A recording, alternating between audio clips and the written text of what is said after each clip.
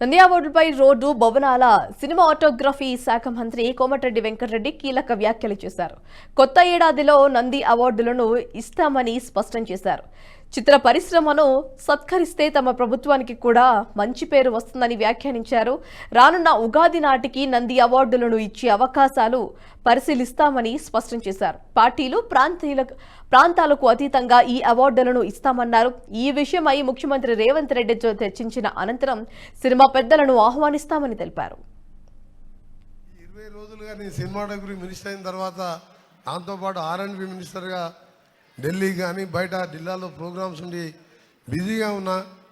ఎంతోమంది cinema programmes పిలిచినా పోలేకపోయాను. కానీ మురళీమోహన్ గారు అనగానే ఎందుకో పోవాలని నాకు అనిపించింది.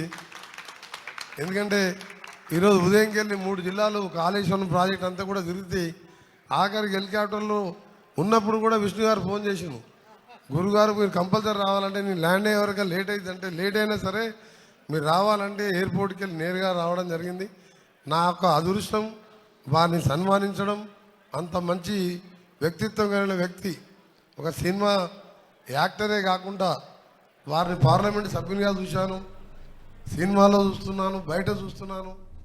ఈ వీడియో మీకు నచ్చినట్టయితే లైక్ చేయండి, 10 మందికి షేర్ చేయండి. అలాగే కామెంట్ల రూపంలో మీ అభిప్రాయాలను మాతో పంచుకోండి. Nationalist hub group of channels ను సబ్స్క్రైబ్ చేసుకుని తెలుగునాట జాతీయవాద జర్నలిజాన్ని ప్రోత్సహించండి. ఈ వీడియో కింద ఉన్న బెల్ ఐకాన్ పై క్లిక్ చేయడం మర్చిపోవద్దు.